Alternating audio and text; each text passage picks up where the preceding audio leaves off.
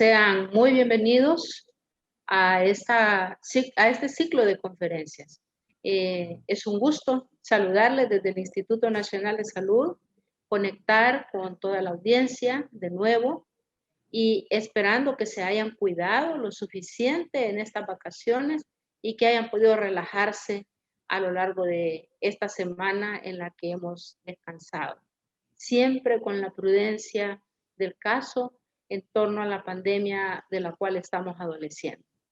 En este nuevo ciclo de conferencias, que son 5 conferencias, inician este día y finalizan el 5 de mayo, una vez a la semana, hablaremos de temas relativos al trabajo que realiza el Laboratorio Nacional de Salud Pública en lo relativo a la vigilancia microbiológica y química del agua para consumo humano, del agua de uso recreativo, el registro sanitario y la garantía e inocuidad de los alimentos en el país, entre otros temas relacionados. El tema de hoy es vigilancia microbiológica de la calidad del agua de consumo humano. Es un tema interesante por demás. Será impartido por la licenciada Marcela Guadalupe Vanegas, a quien yo le doy la bienvenida. Ella es licenciada en Química y Farmacia, con una maestría en Microbiología e Inocuidad de Alimentos de la Universidad de El Salvador. Es analista titular para realizar análisis microbiológicos acreditados en alimentos y agua ante el organismo salvadoreño de acreditación. Es analista de pruebas microbiológicas del Laboratorio de Alimentos y Toxicología, uno de nuestros laboratorios especializados, y del Laboratorio Nacional de Salud Pública, dependencia de este Instituto Nacional de Salud. Antes de cederle la palabra a la licenciada y de manifestarle mi respeto por su calidad de trabajo, quiero agradecerle de antemano el esfuerzo por transmitirle a la población todo el quehacer de este laboratorio y el papel tan importante que juega el laboratorio de control de calidad en todos estos aspectos para la salud del pueblo salvadoreño. Recordarles que mantengan la salida de video y de audio de sus aparatos cerrada y que al final realicen las preguntas que consideren pertinentes. Bienvenida, licenciada. Le cedo la palabra. Como miembro del Instituto Nacional de Salud, está en su casa. Muchas gracias. Buenas tardes. Es para mí, la verdad, un honor compartir con ustedes un poco acerca de este tema tan importante que desarrollamos en el Laboratorio Nacional de Salud Pública. Agradezco a la doctora, a la licenciada Burgos y a todas las personas que han considerado a bien darme esta oportunidad de estar aquí con ustedes. Y vamos a entrar ahorita ya en materia. Bueno, como mencionábamos, el tema que vamos a abordar hoy es acerca de la vigilancia microbiológica de la calidad de agua de consumo humano. Dentro del contenido que vamos a desarrollar en esta tarde, vamos a ver una breve introducción acerca de la importancia de la vigilancia en la calidad de este tipo de agua. Vamos a hablar un poco acerca del plan de seguridad del agua, el programa anual de vigilancia, las normativas de referencia, las generalidades de algunos microorganismos de interés en el agua de consumo humano, metodologías de análisis que utilizamos en el Laboratorio de Alimentos y Toxicología, y otros microorganismos que han sido aislados en el agua de consumo humano. Como todos sabemos, estamos constituidos mayormente por agua, ¿verdad? Y estemos en un buen estado de salud o con alguna deficiencia, siempre nos dicen que debemos de hidratarnos, ¿verdad? Y es importante, por tanto, que esa agua que nosotros vamos a consumir sea de calidad, ¿verdad? No nos vaya a ocasionar un daño a nuestra salud, sino que por el contrario, nos ayude a desempeñar con normalidad todas nuestras funciones. Desde los años 1980, la Organización Mundial de la Salud ha creado una serie de guías que hablan acerca de la calidad del agua de consumo humano. La más reciente es la 4ª edición, la cual ha sido tomada como base en esta presentación, ¿verdad? Que tiene mucho que ver con la labor que desempeñamos en el laboratorio. El agua, pues, puede ser contaminada con facilidad, de muchas formas, pero el tipo microbiológico es bastante frecuente. También ya nos vamos a dar cuenta en otra oportunidad que pueden haber contaminaciones químicas que también pueden poner en riesgo nuestra salud. Vamos a hablar un poco acerca del plan de seguridad del agua. Un plan de seguridad del agua es una metodología que permite identificar y evaluar los peligros y riesgos asociados a las diferentes etapas del sistema de agua, es decir, desde la cuenca hasta el consumidor. Antiguamente, los abastecedores de sistemas de agua se preocupaban mucho por averiguar cómo estaba la calidad del agua de consumo, ¿verdad? Del producto final como tal. Pero más adelante, con el pasar del tiempo, se dieron cuenta de que no es importante solamente evaluar el producto final, sino que es necesario crear estos planes de seguridad que nos permiten abarcar todos aquellos aspectos que influyen en la calidad de esta agua. Es decir, desde el lugar donde se encuentra ese pozo, ese sistema, qué es lo que hay alrededor que puede estar afectando la calidad de esta agua y, por tanto, de acuerdo al tipo de contaminación que pueda tener, cuál es el mejor tratamiento que se le puede dar para poderla hacer consumible, ¿verdad? También estos planes de seguridad nos permiten cuidar de manera integral el sistema del agua, es decir, de estar monitoreando en qué parte del proceso es importante prestar atención para evitar de que por algún daño en tuberías o en el sistema, pues se dé una contaminación, ¿verdad?, del agua. Y también nos ayudan a mejorar, por tanto, la calidad del recurso hídrico. Los beneficios de elaborar y aplicar estos programas de seguridad es que se evalúa de manera sistemática, detallada y se priorizan los peligros, ¿verdad? Como les mencionaba, se trata de abarcar en qué puntos es importante prestar atención para evitar que se conviertan en posibles fuentes de contaminación. También hay que hacer monitoreos operacionales de las barreras o medidas de control, es decir, de que no es algo estático, sino que es algo que se debe de estar monitoreando para, con el pasar del tiempo, garantizar la calidad del suministro. También nos ayuda a la mejora continua, porque día con día, pues de acuerdo a lo que va surgiendo, se van haciendo innovaciones para garantizar la calidad del agua. Es de ahí que también es importante tener un programa anual de vigilancia, ¿verdad?, para poder monitorear la calidad de esta agua.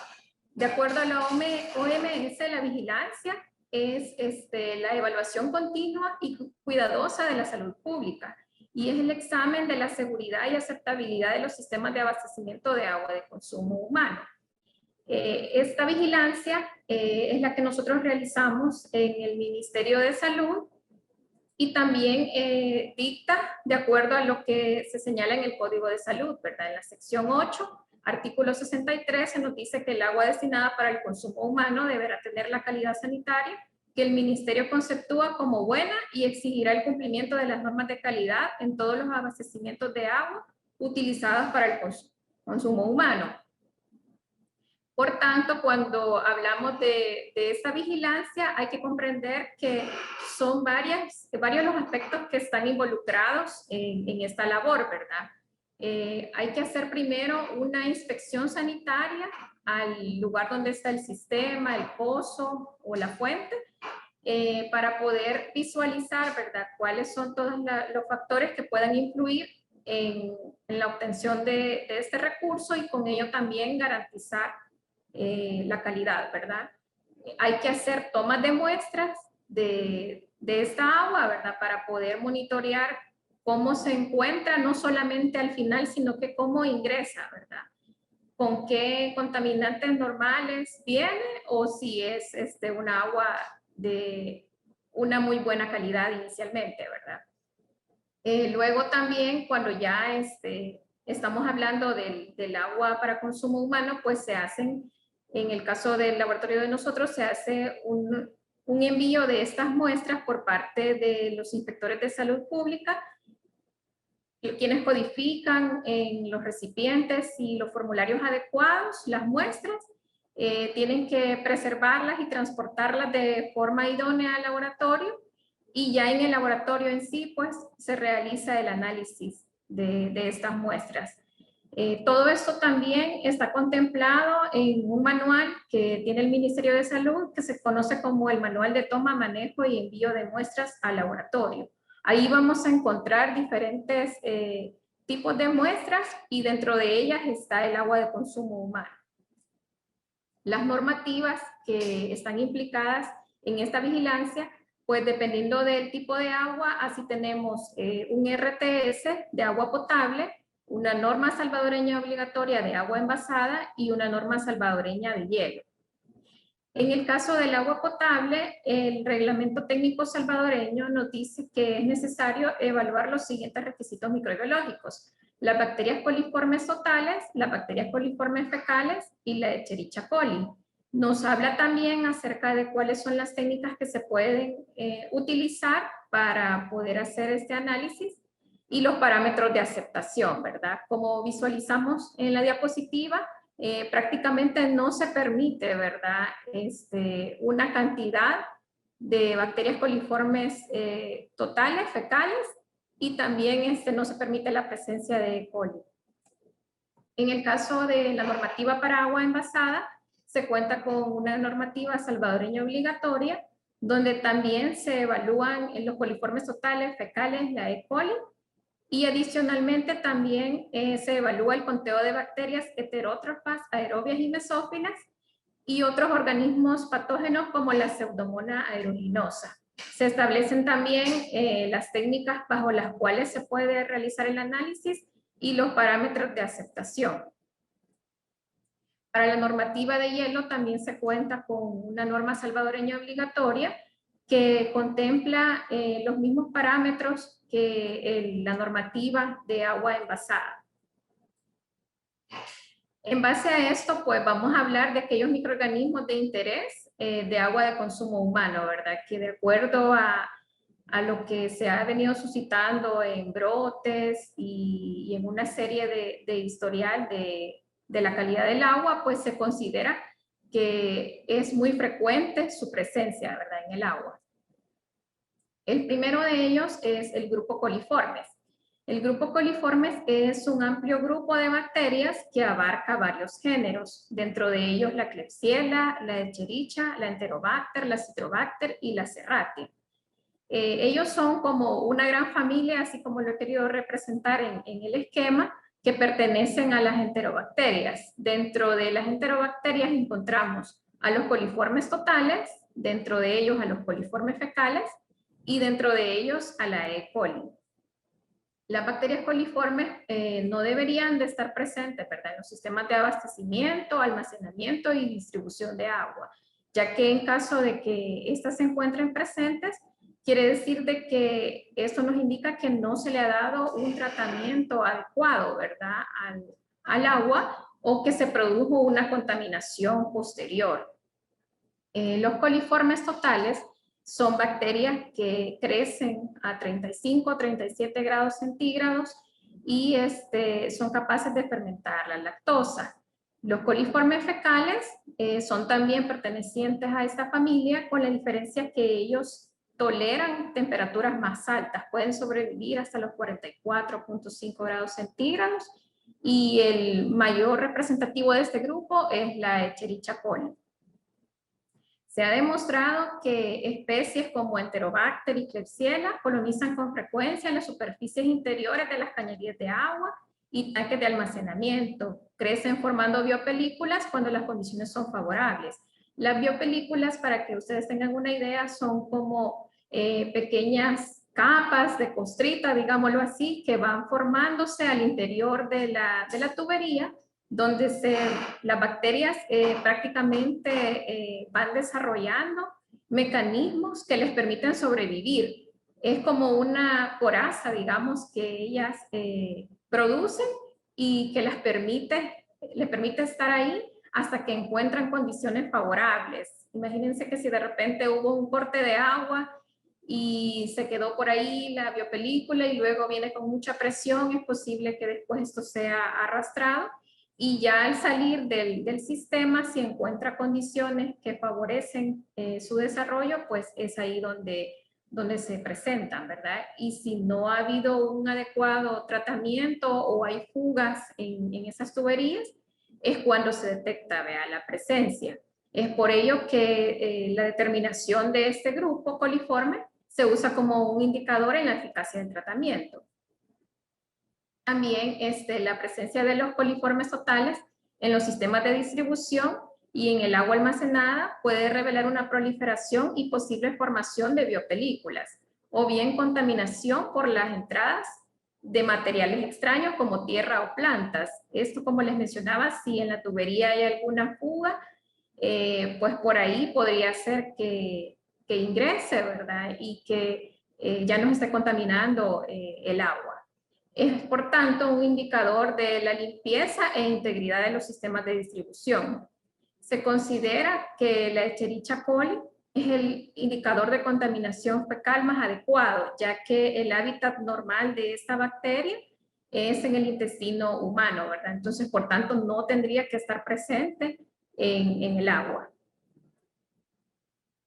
Otro microorganismo de mucha importancia que lo podemos encontrar en el agua es la Pseudomonas aeruginosa. Este microorganismo se puede encontrar de manera común en el ambiente, en las heces, en el suelo, en el agua, en aguas residuales, etc. Puede multiplicarse en ambientes acuáticos. De hecho, esta bacteria le encanta el agua. Y así como también podría estar en superficies de materias orgánicas que tienen un leve contacto con el agua, pero que propician su desarrollo, ¿verdad? Es un patógeno oportunista porque en sí, las pseudomonas, de acuerdo a lo de la OMS, nos dice que no va a representar un riesgo para un individuo sano, ¿verdad? Sino que si la persona tiene una condición inmunológica o, por ejemplo, esta agua la utilizamos para lavar alguna herida, entonces ahí sí nos puede representar un riesgo porque aprovecha esa condición y causa alguna afección a nuestra salud. Es por ello que en la ingesta de agua de consumo humano no es una fuente de infección importante. Ahora hay que recordar de que también conforme van evolucionando también las bacterias, ¿verdad? Habría que ir viendo si no se van creando algunos mecanismos de resistencia que posiblemente en un futuro la consideremos, ¿verdad? Un poco más nociva a la salud. Su presencia en concentraciones altas, especialmente en agua envasada para el consumo humano, puede asociarse con problemas de sabor, olor y turbiedad. En concentraciones altas, ¿verdad? Porque muchas veces en concentraciones bajas nosotros podemos ver el agua normal y no sentir alguna variante, ¿verdad? En su sabor, en su olor, ¿verdad? Pero si ya está en una concentración alta, sí hasta puede llegar a cambiar estas características organolépticas. Es capaz también de formar biopelículas, como les explicaba, ¿verdad? Que van dejando como una costrita en la superficie y van generando mecanismos, perdón, que le permiten sobrevivir para encontrar condiciones adecuadas y después poder multiplicarse, ¿verdad? Es sensible a la desinfección, por lo que una desinfección adecuada puede minimizar su entrada en los sistemas de distribución. Otro grupo importante de bacterias en el agua de consumo humano es el recuento de bacterias heterótrofas. Estas bacterias prácticamente son un amplio conjunto, ¿verdad?, de microorganismos heterótrofos basados en su capacidad de crecer en medios ricos en nutrientes, sin agentes selectivos ni inhibidores, durante un periodo de incubación especificado y a una temperatura definida. El análisis de este tipo de bacterias en el agua puede utilizarse en el monitoreo operativo como un indicador de tratamiento y desinfección del agua, cuyo objetivo es mantener los recuentos en los valores más bajos que sea posible. Y también para evaluar la limpieza e integridad de los sistemas de distribución, así como la presencia de biopelículas. Aquí prácticamente no identificamos como tal específicamente un patógeno, sino que es un conjunto de bacterias, ¿verdad? Que pueden estar en el ambiente y que por tanto la presencia de ellas nos indica que hay deficiencias en el programa de limpieza que se está implementando o que la integridad de alguno de los sistemas de distribución está dañada, ¿verdad? Entonces, por eso son importantes, porque son como una alerta, no necesariamente son patógenos, sino que es bacterias en general, ¿verdad? Que nos indican una alerta para prestar atención y poder actuar con prontitud. Dentro de las metodologías de análisis que se utilizan en el laboratorio de alimentos y toxicología, es importante pues mencionar que el laboratorio cuenta con una serie de determinaciones que están acreditadas bajo la norma ISO/IEC 17025-2017 por el organismo salvadoreño de acreditación. El ser un laboratorio acreditado lo que garantiza es que los análisis que se realizan pues son confiables, ya que esto permite llevar una serie de controles a la par que nos van a garantizar que, por ejemplo, a mínimas concentraciones sea capaz de detectarse la presencia de alguna de estas bacterias, o que también si hay alguna flora acompañante que no es de interés, pues no interfiera en dicho análisis, ¿verdad? Se llevan controles ambientales para garantizar que no es el entorno, ¿verdad?, el que contamina el resultado, sino que en realidad lo que se obtiene es la calidad real de esa agua, ¿verdad? Se lleva también a la par controles con las cepas de referencia, controles de temperatura de equipos, a manera de garantizar que todo se realiza en las condiciones adecuadas para poder evidenciar la presencia de estas bacterias. Una de las metodologías utilizadas es la del número más probable, la cual utilizamos para el grupo de coliformes, para los coliformes totales, fecales y la E. coli. Otra también es la del número más probable para Pseudomonas aeruginosa, la cual nos permite determinar si está presente o ausente en la muestra. Y también la técnica del vertido en placa para el conteo de bacterias heterótrofas, aerobias y mesófilas. En el caso de los coliformes, pues como veíamos en las reglamentaciones, son parámetros que se buscan tanto en agua potable como en agua envasada y en hielo. Y en el caso de la Pseudomonas aeruginosa y el conteo de bacterias heterótrofas lo buscamos en el agua envasada y en el hielo. Otras bacterias que también han sido aisladas en el agua de consumo humano, que hay que aclarar que no son usuales, sino que es algo esporádico, puede aparecer un año, otro año no, y no nos va a aparecer en varios lugares, ¿verdad? Sino que aparece de repente en alguna condición, ¿verdad? Es la bacteria Chromobacterium violaceo. Esta bacteria es un bacilo gram negativo que es habitante común del suelo y agua en las regiones tropicales y subtropicales, ¿verdad? Por lo que de igual manera, imagínense que si hay un daño a la integridad del sistema y si esta bacteria está en el suelo y está cerca, pues podría infiltrarse, ¿verdad? Se caracteriza porque es capaz de producir un pigmento que no es difusible llamado violaceína. Como vemos en la imagen, es de color violeta, por eso es bien característico y salta a la vista, porque, por ejemplo, en un conteo llama la atención el crecimiento de colonias moradas, ¿verdad? O en un caldo se forma un anillo en la superficie del tubo de color morado. Entonces es bien característica cuando ella está presente. Es un patógeno oportunista que rara vez produce infección, ¿verdad? O sea que solamente que encuentre alguna condición inmunocomprometida o alguna herida o algo que le dé cabida a entrar en nuestro organismo, pues solo es ahí donde sí puede causar, ¿verdad?, daños en nuestra salud. También esta otra bacteria que se llama Serratia marcensis, que vimos que también está incluida dentro del grupo de los coliformes, ¿verdad? Es un bacilo gram negativo, es oportunista y es de las familias enterobacteriáceas. La diferencia es de que esta bacteria también es bien característica cuando está presente. Esta forma una especie de capa de color rosado, rojo, intenso, ¿verdad? Que la hace bien notoria. Y en agar también, en la placa se logran ver las colonias así como las de la imagen, con un rojo, rosado bien intenso, ¿verdad? Entonces salta la vista también y llama la atención. Puede encontrarse en la flora intestinal del hombre y animales, en el ambiente y en reservorios pobres en nutrientes, como por ejemplo en aguas potables, en cañerías, en llaves, así como también en insumos hospitalarios, como jabones, antisépticos. Esta bacteria, si ustedes buscan información, se reporta con frecuencia en casos hospitalarios, ¿verdad? En pacientes que tienen enfermedades inmunocomprometidas como la diabetes, neoplasia, insuficiencia renal crónica, ¿verdad? O sea que también no es tan usual, ¿verdad? Que se encuentre, pero sí, más de alguna vez ha aparecido en alguna muestra. Para finalizar, pues, compartirles, estos son mis compañeros de trabajo, que más que compañeros, pues, son un equipo de trabajo.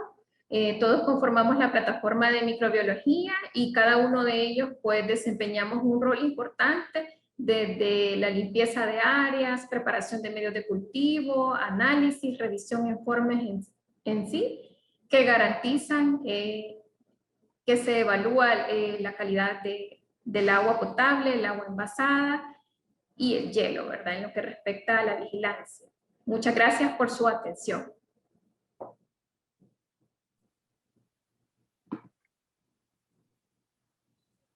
Muchas gracias a usted, licenciada. Interesante el valor de este tipo de estudios. Hay personas que piden autorización para grabar la conferencia, aclararles que nosotros estamos grabando la conferencia y que el día de mañana, más tardar, estará colgada en nuestra página web toda la conferencia. De modo que ahí la pueden acceder, la pueden ver. Hay felicitaciones, saludos y también hay un par de preguntas. Dice, muy buenas tardes, felicidades por su ponencia. Tengo una consulta. Una vez obtenidos los resultados de análisis, ¿qué ocurre si hay valores fuera de norma? ¿Hacen un nuevo análisis? Bueno, en el caso de vigilancia, lo que se hace es que como esta información es trasladada a los encargados de SIVASI, ¿verdad? Entonces ellos coordinan junto con los abastecedores del insumo, ya sea que sean pozos comunitarios o del sistema de ANDA, dependiendo, coordinan para ejecutar acciones que sean necesarias. Como les mencionaba, si alguna tubería está dañada, pues entonces hay que hacer reparación de tuberías, si es necesario hacer limpieza de tanque.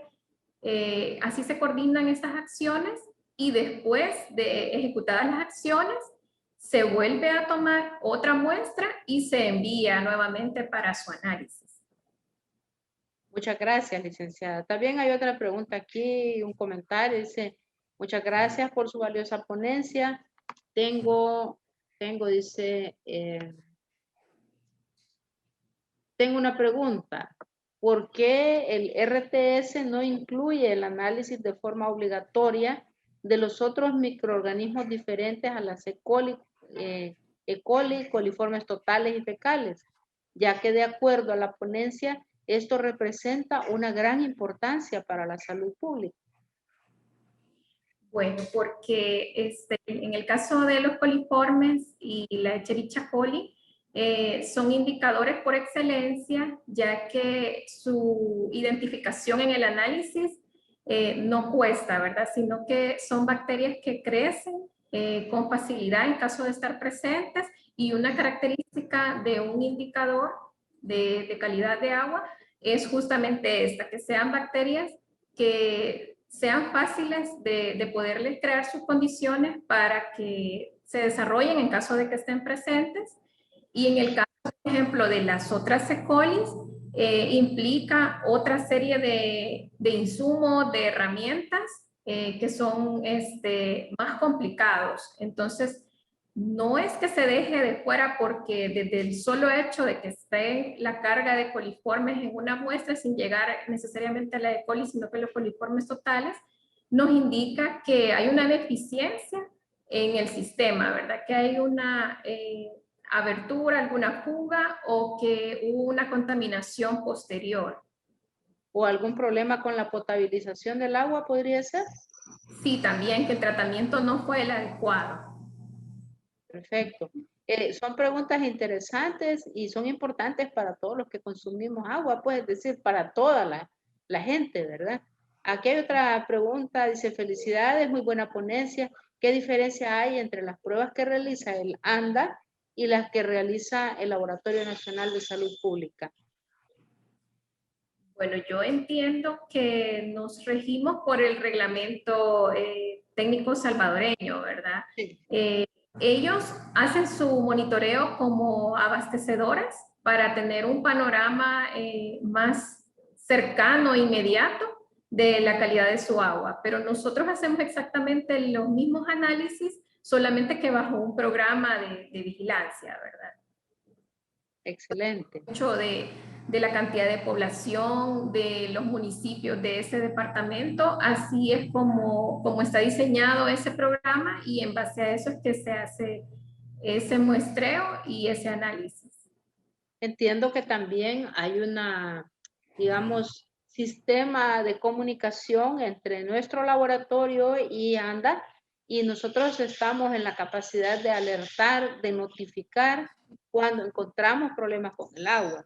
Decir también que esto se ha mejorado significativamente desde muy recientemente, que han habido problemas en el año recién pasado y que hay una comunicación más fluida con el organismo regulador del agua.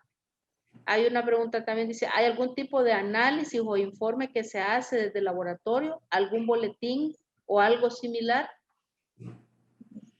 Pues como laboratorio nosotros realizamos en sí la parte del análisis, ¿verdad? Se emite un informe el cual es es de conocimiento, perdón, para el CIBASI, pero nuestra función llega hasta ahí, ¿verdad? No procedemos a lo que nos pregunta él de que si hay algún boletín o algo, sino que nosotros ejecutamos el análisis, hacemos de conocimiento a los encargados de CIBASI para que si hay alguna anomalía, pues se ejecuten acciones y si no, pues continuar siempre con el cumplimiento del programa.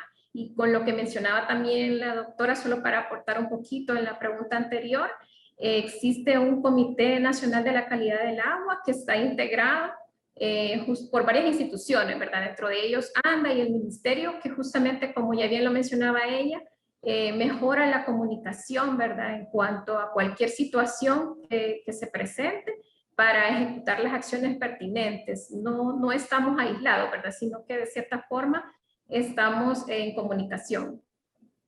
Sí, excelente aclaración. Y me parece que esta inquietud de quien preguntaba esto sobre un boletín es muy válida, ya que la información que genera el laboratorio es de alta calidad y un boletín podría ser una información muy útil para la población, para los tomadores de decisiones, para la gente que está afectada.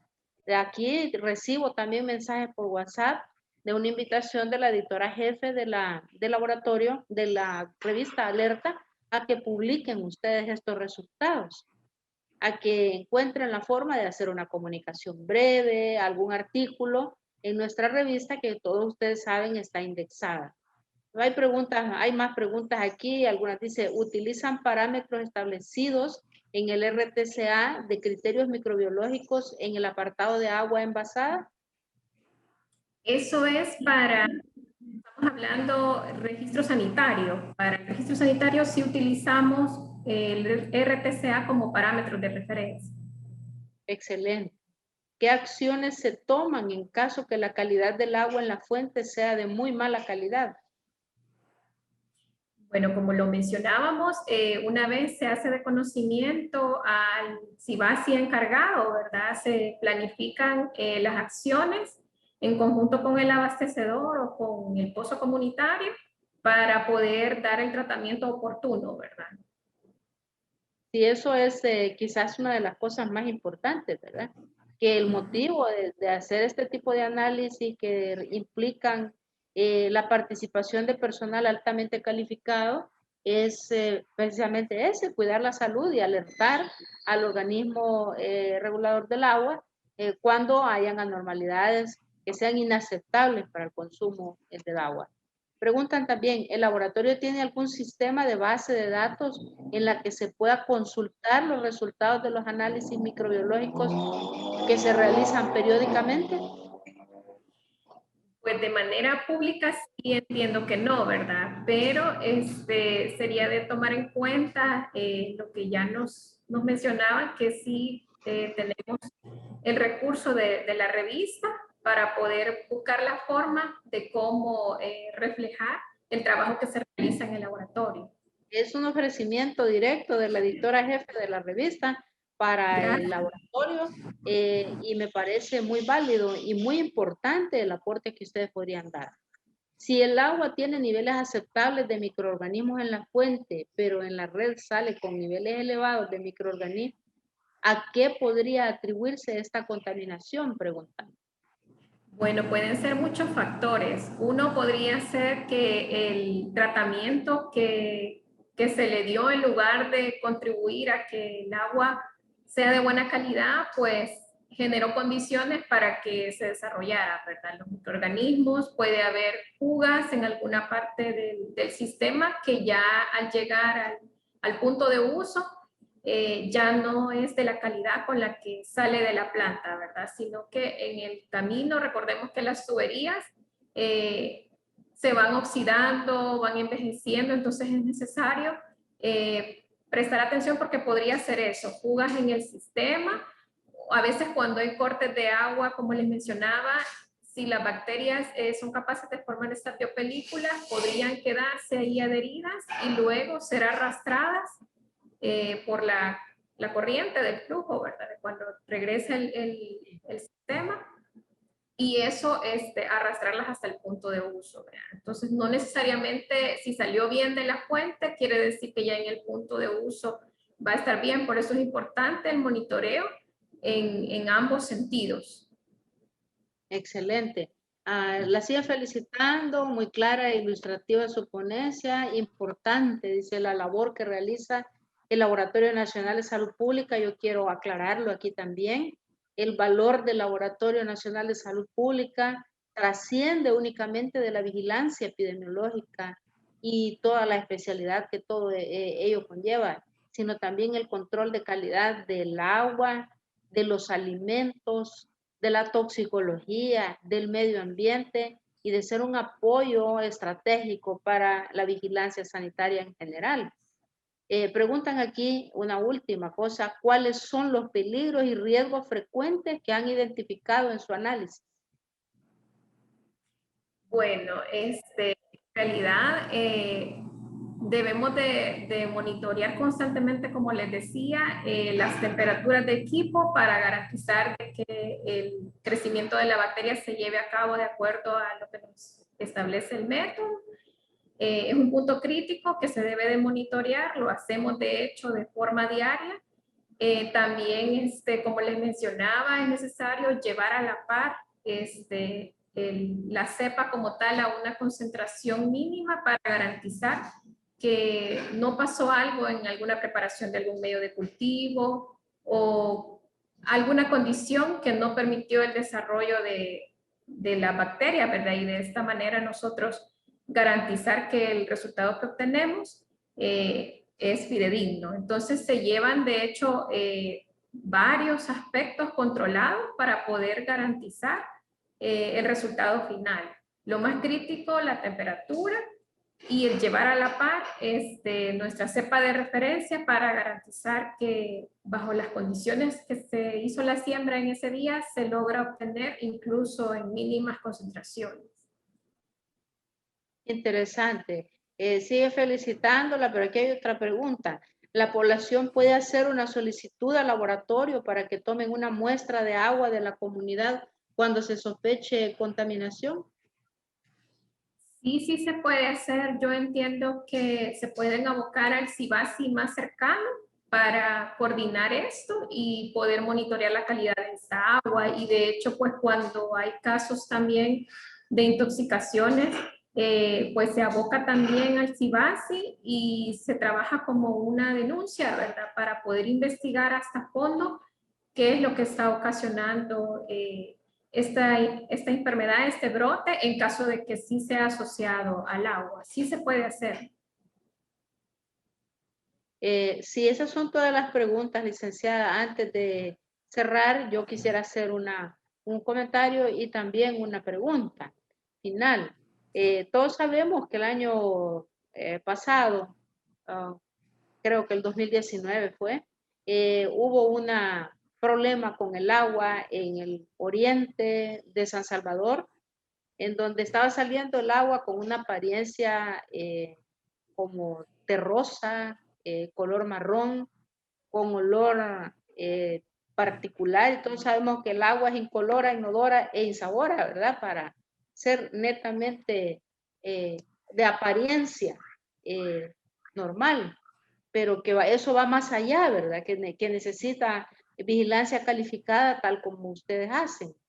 Cuando hay una proliferación de algas en todos estos fuentes de agua de las cuales se provee a San Salvador, por ejemplo, todas estas fuentes que han sido en el pasado las blancos de crisis, las plantas potabilizadoras, en donde ya hay un arrastre y crecimiento de algas importantes.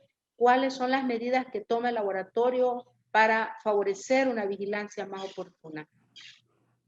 Bueno, pues se denotan todas estas características, ¿verdad? Si hay alguna anomalía, puede ser también que no solo sea de tipo microbiológico, sino que también habría que ver si no son contaminaciones químicas, cuando a veces hay cambios de coloraciones o de olores.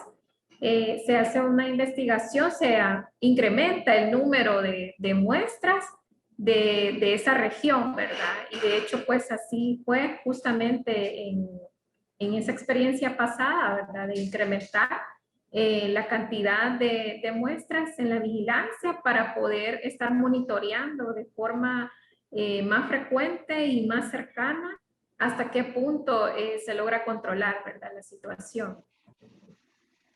Sí, finalmente agradecerle, licenciada, por todas sus respuestas oportunas, por la calidad de su conferencia, aclararle a la población, porque esto va a quedar grabado y la gente puede acceder y escucharla las veces que quieran, que la vigilancia de la calidad del agua de consumo humano es trascendental para mantener la salud humana de la forma más aceptable posible y que va más allá de la contaminación microbiológica, toda la vigilancia que se requiere. Hay la posibilidad de detectar de químicos que son deleterios hasta pesticidas en el agua u otras cuestiones que puedan generar no solamente reacciones fisiopatológicas y enfermedades de corto plazo, sino explicar algunas enfermedades crónicas. Por lo cual, fortalecer la vigilancia y fortalecer el Laboratorio Nacional de Salud Pública y este laboratorio que se dedica al control de calidad es fundamental, fundamental para cultivar la salud del pueblo salvadoreño. Agradecerle nuevamente a usted por su participación y su ponencia, invitarles a todos para la próxima ponencia siempre sobre vigilancia y control de calidad en aguas la próxima semana y invitarles de nuevo a que se mantengan pendientes de cuando sea esta conferencia colgada ya como una grabación.